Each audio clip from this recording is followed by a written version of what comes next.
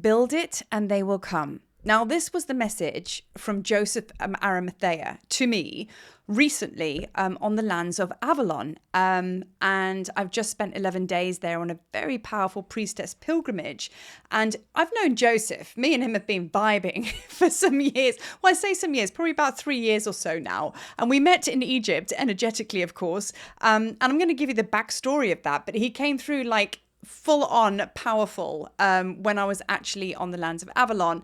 And now it's time for me to share with you what I know about Joseph and how he helps me every day. And it's kind of like he wants to do the same for many, because we are all here to complete on the divine plan, which essentially he was a big part of, because he was Jesus's uncle. He is the son of Anna, grandmother of Jesus. Now, I know a lot of you out there hold the same connections as me, because we're all part of this Essene family.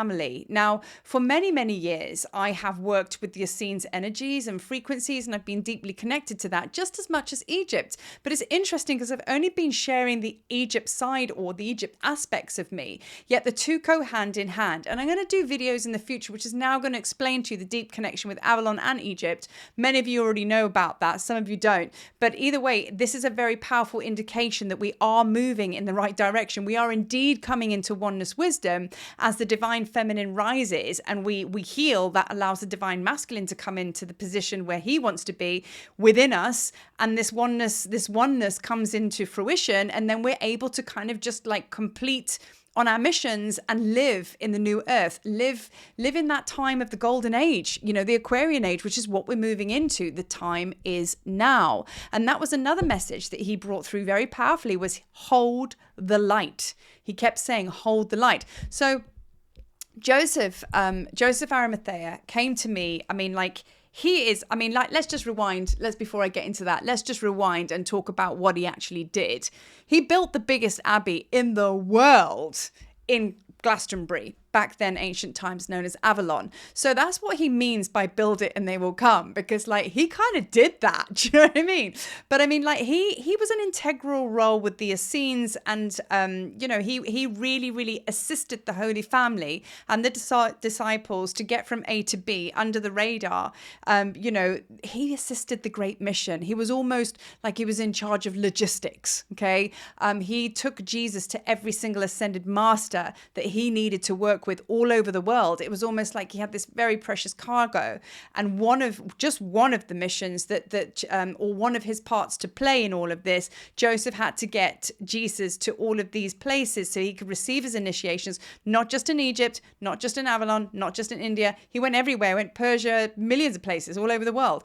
And for him to gain all the training that he needed to be able to do the job that was in hand, which was to get on that cross and show people that we are not just a physical body, we are infinite, we never die. So that was what that was all about, So look, I could talk for eons about the depth of about the Holy Family and all that kind of thing. But that's neither here nor there. Mary Magdalene also says the same thing. Worry less about the details and the story about who was related to who and who did what where. Rather come back into the actual focus of the teachings, which is all about how to live a heart-based life, how to live in love, how to see through the eyes of the divine, and how to be a Christ yourself. We are all Christs in training, but we're now coming into that full understanding of what it is to be in Christ consciousness codes. So we're all capable of what Jesus was capable of. So it's more about attaining that level of wisdom, which we all hold within us because we're the seeders, and less about the who went to what time at Jerusalem, passed through Egypt on this date, whatever. Even though it's really interesting to study with that and go into that, which I do a lot, but it's about the bigger picture. Don't get tangled up in that. Come into the frequency and the help that they are wanting to offer us right now. So I'm looking at my list because he has a strong list of so many things I want to talk about. His energy and frequency, his safe passage, he's what I call in charge of logistics. Having been in Avalon just now, I spoke to everybody who spoke to me about Joseph. He was just the topic of conversation about what a powerful alchemist he was, how gifted he was, a prophet. He had all of these massive superpowers. Not only knew how to build really big abbeys, do you know what I mean? And make sure that the word of Jesus got out, But yeah, he's a very, very powerful force to work with because he will assist you in the divine plan. He appeared to me, first of all, I'm going to go right back to the beginning now, because he's an integral part of your team if you choose to bring Joseph in, because it is a choice at the end of the day. And this is why I'm doing this video. Okay. It's not just a Joseph fan club here, but it's why I'm doing this video is because if you choose to bring his frequency in, he is there full on, full out. And that's the message. So long time ago, I actually, like some years ago, I would sit in meditation and I would get a vision of Joseph, who's always on my right. He's always on my right. And then I'd get Thoth on my left, and we'd just be looking at the Great Pyramid. And there'd be no talking, there'd be no channel. It would just be this scene where I had Joseph, I had Thoth, and I had the Great Pyramid. And I'm like, well, this is nice. And I'm like, anyone going to say anything? Nothing was said. Nothing was spoken about. And I would go in and out of this scene every time I went into meditation. And that was it. We're just staring at the Great Pyramid. Well, it was only some time down the line that eventually it was like, then the message started to come. Thoth was showing me the Great Pyramid. Now, the Great Pyramid, she is an absolute force in her own right. She's a receiver and transmitter. And he was like, so are you. He said, you've got to build it and they will come. Build a legacy, something that will stand the test of time. Pyramid's definitely done that, has it not? And, make sure that it's got a strong foundation, whatever it is that you want to bring forth. Make sure it's still standing in thousands of years to come, and it's of the highest vibration so that others will find your legacy. We will be the ones leaving sacred sites in the future, right? So now, I was like, okay, it's starting to make sense of this now. And then Joseph came in on my right, and he was just like, same thing. He was like, I'm in charge of the big divine plan. I had to create the infrastructure and the logistics, kind of the divine masculine template, to allow the Holy Family to move around undetected, to create passageways energetically and physically for this all to come to the right ending and then beginning. So he was like, I'm part of all of that. And he said, I'm in charge of your logistics. He says, I'm the one that you tap into and you talk to and you work with, so I can help you in doing the big heavy lifting things. Now, this is really important for all of you way showers, teachers and creators out there. If you have a really big project, I mean, we've all got our channels and our visions and what we want to speak about, like that's done and dusted. But the issue we have is when we come to putting it into the world, most of the time we fall on being unsupported. Most of the time we get stuck and tangled up in our thoughts because we don't know how to create the plan, the physical plan. Now let's look at Joseph, and he's saying, now I can feel his energy coming through, that it wasn't just one person doing something. It was a team effort. And let me tell you, do you know how many Essenes were involved in this whole big divine plan shindig of Jesus getting on the cross? Do you know how many? There were millions. There was obviously France. There was the Druids in the UK because the Essenes teamed up with the Druids. They were all over. Okay, so he just said, always remember to ask for help and always remember to work as a community. You were never meant to do all of this on your own. So from asking for help, that comes from the divine feminine, from being able to be in the stillness and the oneness and putting your intentions out there and allowing enough stillness and reflection for the answer just to come to the surface and the solution to be shown to you in physical form. So this is why it's really important that we kind of allow the divine feminine to rise right now, because that is exactly what she's doing. She's really coming up, and that's why I went for a priestess. I was in a priestess pilgrimage in Avalon for 11 days because I've never done that before. I'm always too busy being in the divine masculine. So this is what he's saying. It's about really understanding the bigger picture, that it takes a village. Well, it takes a whole community. It takes humanity, right?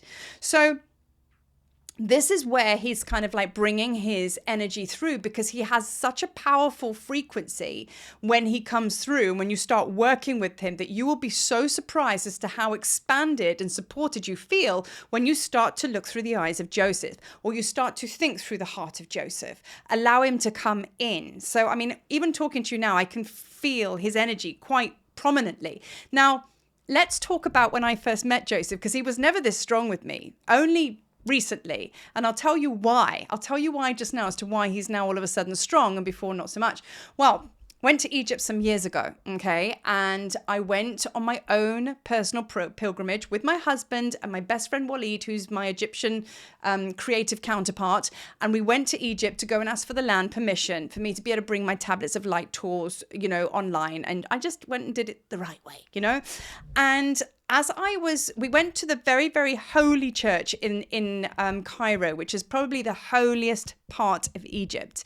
And it was the Hanging Church. Now, under the Hanging Church is a sacred crypt. Now, this sacred crypt and this place I'm talking about is very much somewhere that is still on my tours. So when you come to Egypt, we go here. It's really important for me to kind of round off on the Essenes energy and bring Joseph in at the end of the tour. So we've done Egypt. So we come to this beautiful sacred well. It's within the church, this sacred well, because the crypt is underneath the church.